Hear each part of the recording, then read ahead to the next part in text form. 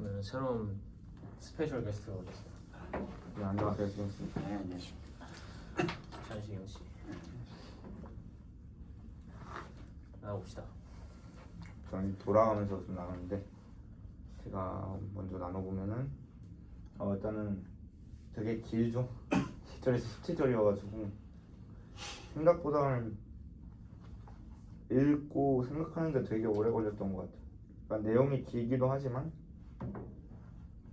내용이 겹치지가 않는다. 1절에서 17절. 그러니까 보통 저희가 예전에도 좀 했던 걸 보면은 내용이 겹치는 부분이 되게 많았고, 왜냐면 두 번 반복되는 절도 있고 했는데 좀 색다르 와가지고 초반에 이제 1절하고 2절에서 그리스도 예수 안에 있으면 정죄함을 받지 않는다라고 했는데, 그래서 정죄함이라는 건 뭘까라고 했을 때 보통은 어떤 하이 어서리티를 가진 사람이 정죄를 하면은 그 사람이 어쨌든 죄를 짓지 않기 위해서 정죄를 하는 게 원래는 목적이잖아요. 원래 목적은 그거라고 생각을 하는데, 여기서 말하는 것은 정죄함을 받지 않는다.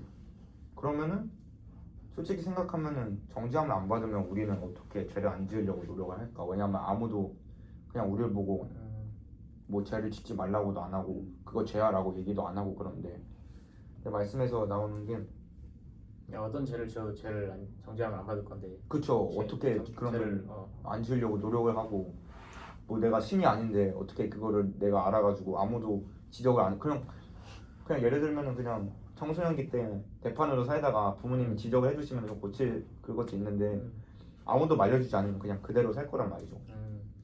그래서 했는데 여기 전제 조건이 붙어 있더라고요. 그러니까 자기의 아들을 보내주시어 그 명을 따르는 우리에게 율법의 요구가 이루어지게 함. 그랬을 때 몇 절이었지? 4절. 네, 4절인데 그 영을 따라 행하는 우리에게 율법의 요구가, 그러니까 그리스도 예수 안에 있다고 했을 때 그냥 말 그대로 저는 뭐 교회 다니고 신앙생활 열심히 하고 요 정도로 생각을 했는데 되게 딥하더라고요. 명을 다 따르고, 명을 따르면 율법의 요구가 이루어진다. 율법의 요구가 뭐냐 하면 저는 죄를 짓지 않는 것이라 생각하거든요. 그래서 나왔을 때 전에 로마서에 나왔던 내용이 율법은 우리의 죄를 리플렉트 해주고 그런 용도로 쓰이고 있는데, 그럼 율법은 우리 죄를 알려주니까 결국엔 짓지 않게 하려는 게 율법의 요구란 말이죠. 조금 아이러니해요. 정죄함을 받지 않는 게 간단하게 생각했을 때는 좀 죄를 더 지을 수 있게 하는 그런 목표가 될 수도 있는데, 예수님의 명을 우리가 따르면 죄를 짓지 않을 수가 있다 라는 게 좀 인간의 상식에서는 좀 이해가 안 되는데, 그만큼 하나님의 말을 따르는 게 그만큼 기적적인 일이다 라고 생각이 들었고, 그 다음에는 이제 5절에서 6절에 좀 중요한 부분이 나오는 것 같은데, 육신을 따르는 자는 육신의 일을, 영을 따르는 자는 영의 일을 생각하느니라고 했을 때, 또 육신의 생각은 사망이요 영의 생각은 생명과 평안이니라 했는데, 이제 그래가지고 제가 하는 일들에 대해서 생각을 해봤어요. 나는 육신을 따르고 있나 영을 따르고 있나라고 했는데 자신감 있게 영을 더 많이 따르고 있다라고는 못하겠더라고요. 그래가지고 디스크립션을 찾아보니까 사망이래요. 사망. 그냥 꽥 하고 죽는 거예요. 그냥 꽥 하고 죽는 것보다 그냥 지옥에 가는 거예요. 하나님과 원수 되는 걸 나는 하고 있었고, 하나님의 법을 대적하고 있었고, 하나님이 기쁘시게 안 하고 있었어요. 근데 또 영을 따르는 자들은 몸은 죄로 죽고 영은 의로 산대요. 저는 솔직히 그 다음에 근데 또 웃긴 내용이 갑자기 어디였냐, 10절에 몸은 죄로 말미암아 죽은 것이나 영은 의로 말미암아 살아있는 것이라고 했는데 11절에 그의 영으로 말미암아 너희 죽을 몸도 살리리라 라고 했어요. 저는 여기가 좀 이해가 안 됐었는데, 왜냐면 반대되는 내용이잖아요. 몸은 죄로 죽고 영은 의로 살아야 되는데 하나님이 갑자기 우리 몸도 살리신대요. 근데 이게 저는 약간 바울의 삶이랑 되게 연관이 되는 것 같은 게, 바울이 원래는 사울이었잖아요. 영도 달랐고 육신도 타락했고 했는데 저는 약간 몸이 다시 사는 것을 약간 다른 행실로 변화된다라는 걸로 좀 해석을 해봤는데, 그러면은 바울의 inner heart만 바뀌는 게 아니라 좀 바울의 행실, 사울에 있을 때는 막 핍박도 하고 다른 사람들도 막 죽이고 이러는데 그 행실을 오히려 복음을 전파하게 되는, 그래서 새 사람을 입은 것을 약간 그런 바울의 모습을 좀 되게 잘 로마서에서 표현하지 않았나 생각이 들었고, 그리고 마지막은 이제 하나님의 아들이라고 하잖아요. 저희도 이제 하나님의 자녀다라고 많이 하는데 그렇다면은 하나님의 자녀면은 진짜 이 세상의 넘버 원의 아들인 거잖아요. 그러면 다 좋은 일만 생기냐? 그거는 아니다. 왜냐하면은 17절에 우리가 그와 함께 영광을 받기 위하여 고난도 함께 받아야 할 것이니라 라고 정확히 나와 있거든요. 그래가지고 보통 저는 좀 그런 것 같아요. 고난을 좀 세게 받으면은 내가 하나님과 멀리 떨어져서 살고 있나라는 걸 제일 먼저 생각하거든요. 좀 다시 하나님께 가야겠다, 하나님을 더 찾아야겠다라고 하는데, 고난이 오면 네, 좀 내가 지금 죄를 짓거나 아니면 하나님과 멀리 떨어져 있어가지고 이런 고난이 오나 싶었는데 그건 아닌 것 같아요. 그러니까 내가 하나님과 같이 붙어 있어도 고난은 올 수 있다. 왜냐면 우리는 그거를 훈련받기 위한 거고, 나중에 영광을 받기 위해서 예수님이 고난 당하신 것처럼 우리도 충분히 당한다라고 했을 때 고난이 왔을 때 물론 점검은 해야 되지만 내 믿음을 의심해서는 안 된다고 생각이 들어요. 그러니까 내 믿음이 약해질 수는 있으나 그거를 계속 의식하게 되면 저는 점점점 더 다운폴로 계속 내려가는 것 같거든요. 그래가지고 고난이 왔을 때는 점검은 하되 이제 생각했을 때 나는 이래서 또 안 되나 봐 라면서 좌절하지 말고 좀 그래도 하나님을 계속 믿고 나 자신도 믿고 그렇게 살아가는 결단력이 좀 있었으면 좋을 것 같아요. 네. 고난에도 되게 다양한 종류가 있을 수 있는데 바울이 받았던 고난은 진짜 1차원적인 육체적으로 막 매질당하고 이렇게 고난을 받는 육체적인 고난도 있을 거고, 나는 개인적으로 생각했을 때 뭐 마음으로서 내가 받는 고난도 있을 수 있겠지만 어떤 그리스도인으로서 나에게 오는 유혹들 이런 것들도 고난의 일종이라고 생각을 하거든. 근데 그런 것들이 나에게 찾아왔을 때 나한테 너가 아까 얘기했듯이 그 고난을 뭐 이길 수도 있겠지만 고난을 전부 다 이길 수가 없을 수 있단 말이야. 그쵸. 고난에 있어서 지고 내가 실족하는 상황이 생길 수도 있는데 그 상황에 있어서 하야가 말해줬듯이 중요한 점은 지고 실족했으면 그 상황은 빠르게 인정을 하고 맞아요. 내가 여기서 찾을 수 있는 최선의 무브를 선택을 해야지. 바로 그 상황에서 내가 좌절하고 난 또 똑같은 고난에 또 이렇게 전복당했어, 또 망했어, 나는 안 돼 이렇게 생각하면은 거기서 더 나아지는 거다. 그거야말로 사탄이 원하는 생각이야. 제가 원하는 사회가 원하는 생각은 아니지. 네. 사탄이 원하는 생각이 그런 생각이 아닐까. 그렇죠. 그래서 우리를 뭐 고난의 유혹의 진거는 뭐 unfortunate한 일이지만 그렇다고 해서 우리가 그 사탄이 원하는 전략에 몰려들고 맞아요. 자기 혐오나 자책에 빠져 살면 안 되는 거야. 바로 그냥 팍 튀겨나가야지. 거기에서 그냥 머물러 있지 말고. 약간 지는 것도 인정하면서 살아야 되는 것 같아. 매번 여기 말한 것처럼 매번 영광만 받을 수 없고 그런 거 같이 받으니까. 네. 박수. 저는 약간 두 절을 좀 약간 집중적으로 봤는데, 아무래도 이제 저희들이 전체 1절부터 17절의 내용이 그 주제는 같잖아. 사실 죄와 또 그다음에 그 구원, 죄와 그 구원 두 개의 키워드로 이제 1절부터 17절을 이제 육신과 영으로 되는데, 이제 제가 첫 번째 주요하게 본 게 6절. 육신의 생각은 사망이요 영의 생각은 생명과 평안이니라. 난 이 말을 볼 때 그래서 저희가 이렇게 삶을 살아가다 보면 되게 유혹이 엄청 많잖아요. 그렇지. 근데 가끔씩 저희가 그 유혹을 받을 때 이게 정말 죄로 이끌어진 그 유혹인지 아니면 이거는 해도 하나님 그러니까 이 하나님의 시선에서 벗어나지 않는 행동인지, 사실 이게 참 가끔씩 살다 보면 구분하기가 되게 어려울 때가 많잖아요. 이게 막 그냥 하나님의 성경책에 이런 행동은 죄, 뭐 이런 행동은 죄, 막 세세하게 완전 나타내시는 않았고 사실 10계명에 이렇게 나타나있지만 맞아. 또 근데 사실 요즘 이렇게 세상이 변하고 문화가 변하다 보면은 10계명에 있는 그 행동이 정말 요즘 세대에 바로 이렇게 드러나지도 않는 경우가 많으니까 그러다 보니 그러면 정말 육신의 생각이라는 게 어디까지인 걸까 그 범위가 그러니까 이것까지가 육신의 생각인 건가 이것까지가 내가 죄를 범하는 그런 것까지인가 그런 거를 고민했을 때 뭐 10계명에 있는 것들 모두 다 돼지고 그거를 이제 제외를 하고 하면 그러면 막 예를 들어 그냥 친구들과 장난은 치면서 하지만 그 장난을 통해 그러니까 저의 의도는 정말 친구들과의 놀림, 뭐 그런 재미삼아서 그 사람의 마음의 상처를 받았으면 나의 의도와 다른 결과가 나온 거잖아요. 그러면 그것도 죄인가?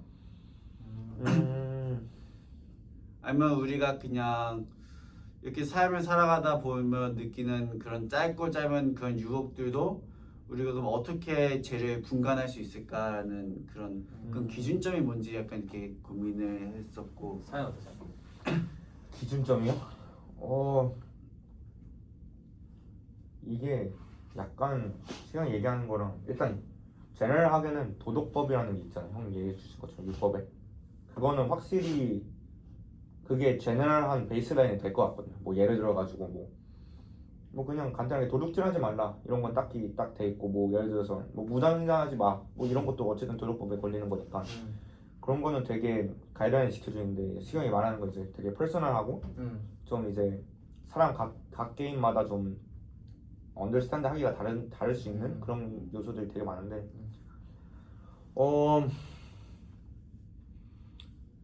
일단은 인텐션이 제일 중요한 것 같긴 해요. 어떤 결과가 나오든 인텐션이 나쁘었으면은 그건 저는 제가 생각을 하고 이제 인텐션이 그렇지가 않았는데 이제 결과가 안 좋게 되는 경우에는 그거는 진짜 모르겠어요. 그러니까 그거는 판단하기 너무 어려운 것 같아요. 제 입장에서는 물론 이제 안 좋은 결과가 나온 거에 대해서는 되게 미안하게 생각하지만 내 인텐션이 이게 아니었는데 이런 행동까지 이어지는 거면은 저는 진짜 그거는 판단이 죄인이냐는 판단이 잘 안 될 것 같아요. 미안한 마음은 들겠지만 되게 의도한 게 아닌데 그러니까 약간 이런 것 같아요. 약간 의도하지 않고 예를 들어서 뭐 가스를 잠깐 아니다 가스는 좀 그렇고 뭐 그냥 칼을 잠깐 여기다 두고 나갔는데 애기가 갑자기 건드려가지고 찔려서 죽었다. 약간 이러면은 이제 그게 죄냐? 이러면은 진짜 모르겠어요. 저는. 그러니까 물론 죽은 것까지 하면 물론 확실히 텐데 뭐 예를 들어서 화상을 입었다. 이러면은 죽은 것까지는 확실히 제라나기. 목숨을 빼앗아간 거면은. 근데 너가 빼앗은 게 아니잖아. 그러니까 이게 그런. 그러면 이것도 죄야? 너가 예를 들어서 뭐 말을 한마디 내뱉었는데 그 사람이 자살했으면 좀 불안정한 상태여가지고 뭐 그럴 수도 있고 아니면은 그거를 길 가던 공항에서 너가 한마디 했는데 공항에서 지나가던 벨기에 사람이 그걸 벨기에 한인이 그걸 듣고서 되게 미스인터프레이트를 한 거야. 그리고 그걸 되게 마음에 받아들였어. 그리고 그 사람이 그 벨기에 있는 사람이 헝가리 사람한테 뭐라 그랬어. 헝가리 사람이 케냐 사람한테 뭐라 그래서 결국에 그 케냐 사람의 어머니가 자살을 했는데 그걸 못 막는 상황이 온 거야. 그것도 죄야. 그거는 아닌 것 같아요. 그러니까 그래서 내 포인트는 이건 죽는 거는 제가 아까 잘못 말한 것 같은데 이거를 죄가 아닌지 판단이 안 되는 따지는 것 자체가 그렇죠. 그렇게 의미 있는 디스커션이라고 생각하지 않아. 그런데 어차피 우리는 죄인이거든.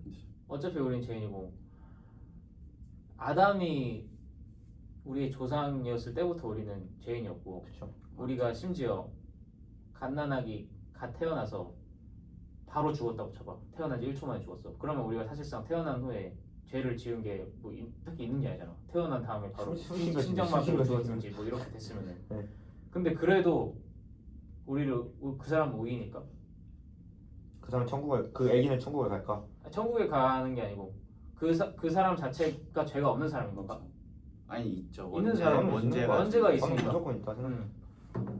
그러면 우리가 지금 이미 죄인이고 그 원죄로 인해서 우리가 이렇게 된 거잖아. 하나님이랑 우리의 관계가 완전히 허물어졌다고 말을 하거든. 그게 무슨 말이냐면 우리가 어떤 노력을 지구에서 어떻게 악을 써봐도 우리의 노력으로는 결코 천국에 갈 수 없는 상태가 되었단 말이야. 그걸 의미하거든. 근데 그 상태에 이미 와 있는데 태어났을 때부터 엄마의 뱃속에 있을 때부터 이미 와 있는데 거기서 그러한 작은 죄를 내가 하나 더 보태는 것이 나의 구원의 유무에 어떠한 큰 보탬이 될까라는 생각이 드는 거지. 구원의 유무는 그것 때문에 바뀌는 건 아닌 것 같아요, 확실히. 그렇지. 물론 죄를 짓지 아니하기 위해 노력하는 건 좋지. 맞죠. 그것은 뭐 건강한 생각이고 선한 노력이지만 이 죄를 짓고 안 짓고가 나를 구원해서 한 발짝 더 멀어지게 하거나 가까워지게 한다는 생각을 한다면 그거는 큰 오산이라는 거지. 왜냐면 이미 우리는 아담이 죄를 지었을 때부터 우리가 어떤 노력을 해도 구원을 받을 수 없는 상태에 다다래 있었고, 그리고 우리가 죄를 짓든 선한 행위를 하든 간에 구원을 못 받는 상태는 거고, 우리가 구원을 받을 수 있는 유일한 이유는 뭐야? 예수 예수 믿는 거죠. 그리스도의 보혈로 구원을 받는. 그지? 근데 그건 우리가 한 게 아니잖아. 하나님께서 계획하시고 우리한테 보내주신 거잖아. 근데 그게 유일한 구원의 조건이기 때문에 그거를 의지하고 가는 거지. 아, 내가 이렇게 하면 하나님께서 나에게 구원을 더 주시겠네? 안 주시겠네? 이렇게 하면 안 되겠지. 그렇죠. 그리고 그게 죄인지 아닌지는 하나님이 판단하시겠죠. 하나님 판단식. 내가 하나님과 그런 판단력을 나도 얻기 위해서 하나님과 가까이 있어야 되는 것 같아. 기도하고 뭐 좀 뻔한 얘기겠지만 사실 이게 정답이거든. 기도하고 나도 성경 말씀으로 무장하고 다른 사람과 교제하고 함으로써 하나님과 가까이 교제하다 보면 하나님께서는 선한 판단력을 우리에게 주신단 말이야. 그 판단력으로 인해서 우리는 그때 상황이 닥칠 때 그런 마이너한 상황, 되게 디테일한 상황에서 어떻게 판단할지는 우리가 지금 어떤 영적 상태에 있느냐 이런 거에도 되게 영향을 미친다고 생각하기 때문에 그거를 뭐 하나하나를 전부 다 따져서 판단하기에는 어렵고, 그리고 그것을 다 할 수 있는 건 불가능하고, 사실 그때 상황이 닥쳤을 때 판단력을 얻으려면 우리 자신이 하나님과 가까이 있어야 되는 게 맞는 것 같아. 미안, 시간 그리고 하나 더 있었지.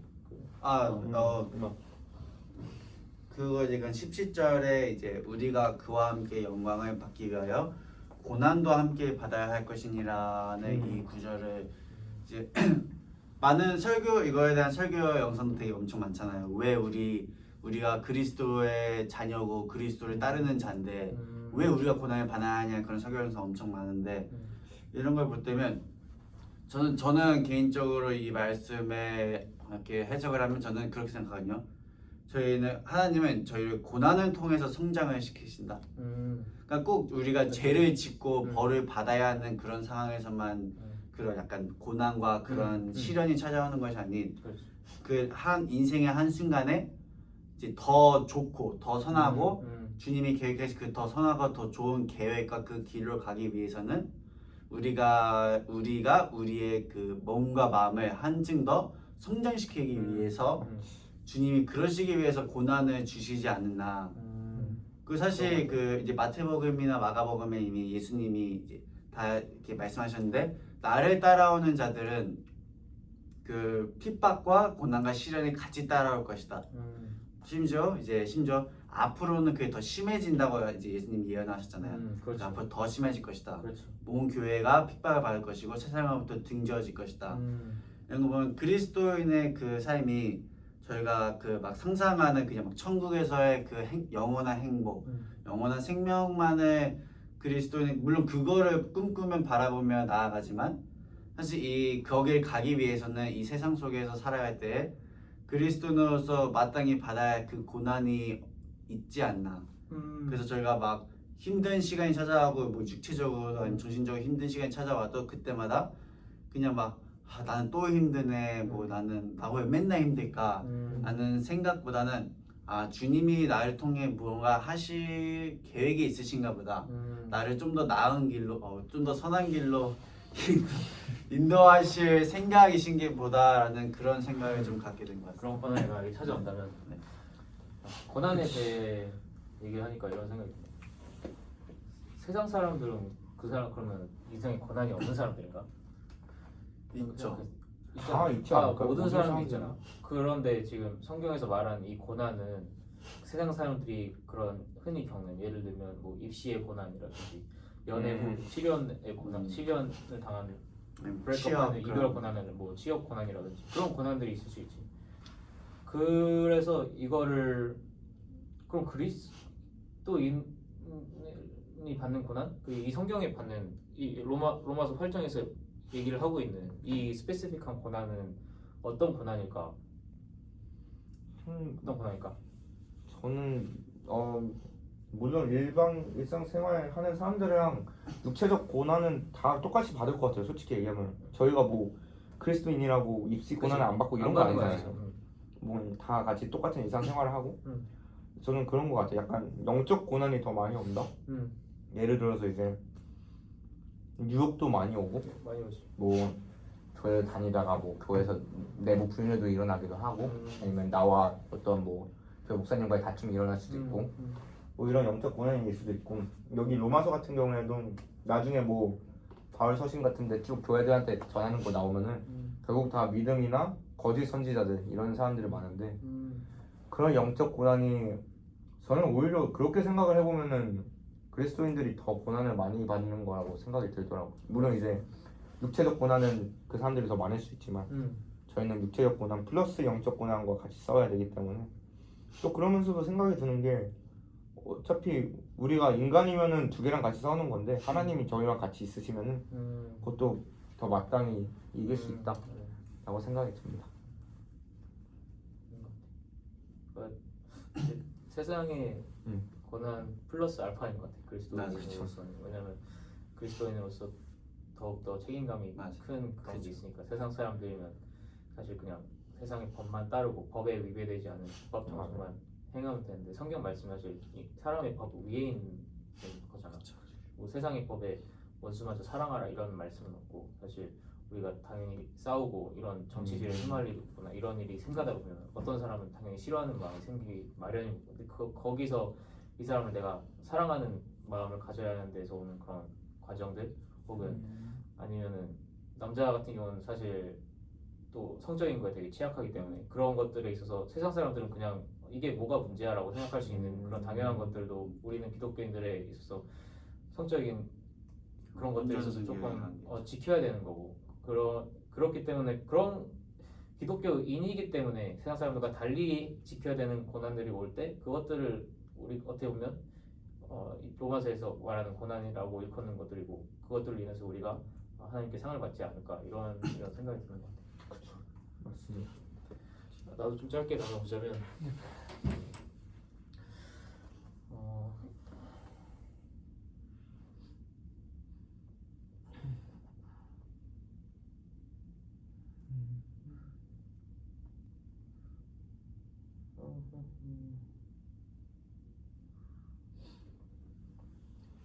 우리가 계속 로마서를 계속 이어가면서 해가지고 지금 흐름이 잘 이해가 안 갈 수도 있어 지금.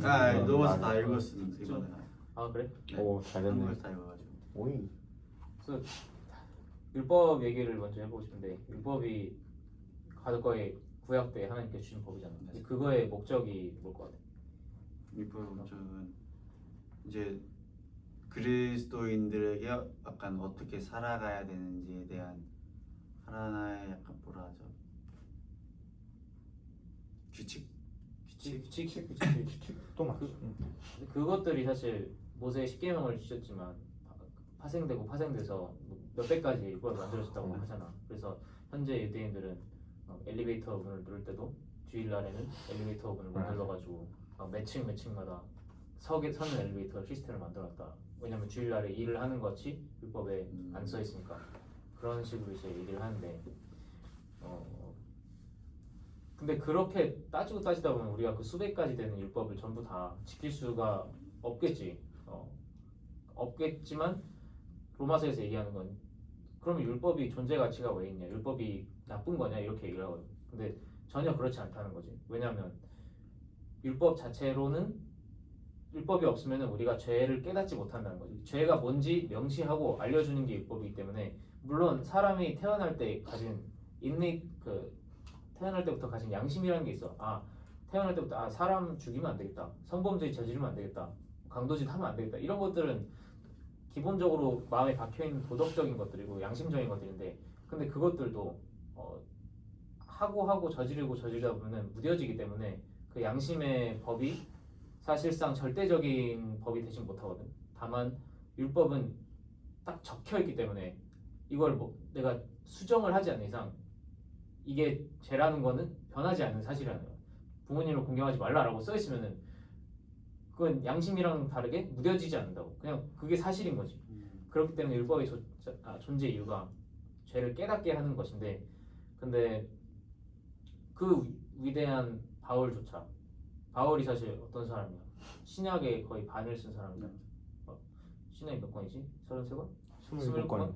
그 중에서 무슨 갈라디아부터 시작해가지고 고린도 이것저것 다 썼는데 그렇게 신약에서 인플루언스가 세고 예수님의 제자라고 하는 바울도 7장 마지막 절에 보면은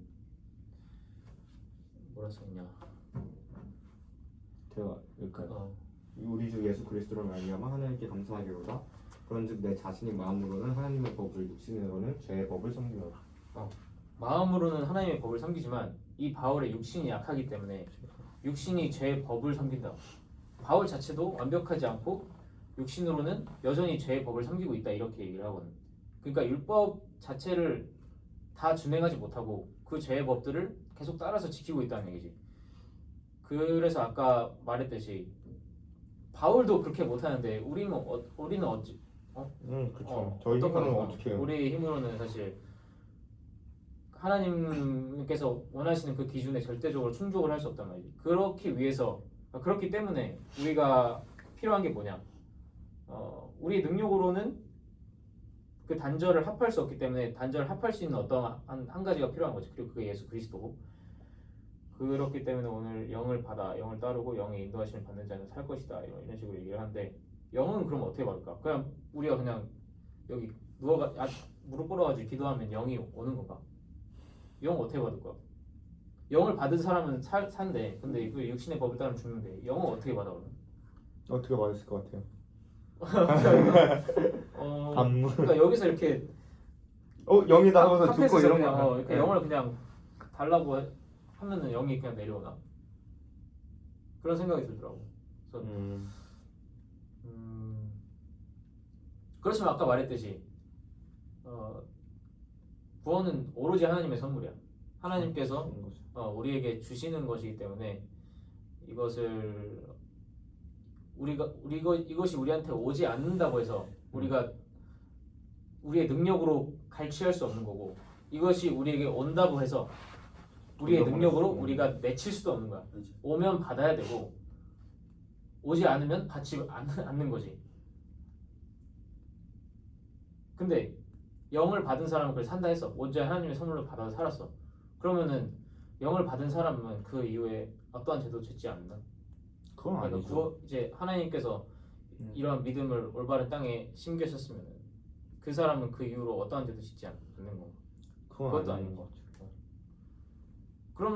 그러면은 어떻게 보면 일종의 모순이 되는 거지. 영을 받았는데 이 사람은 영을 받았는데도 불구하고 육체의 법을 따르면서 살고 있는 그런 아이러니한 상황이 된다는 거지. 근데 그거는 사실 어쩔 수가 없는 것 같아. 우리는 육신의 몸을 입은 죄인이기 때문에 그렇기 때문에 우리의 육체는 언젠가 한번 죽음을 경험을 해야 되는 거지.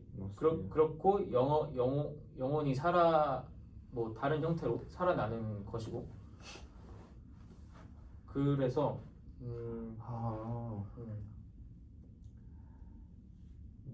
이 점을 묵상했고 또 한 가지는 그러면 어차피 하나님께서 우리한테 주시는 거면 우리의 힘으로는 결코 아무 일도 할 수 없다고 한다면 그럼 우리가 노력하는 이유가 뭔가?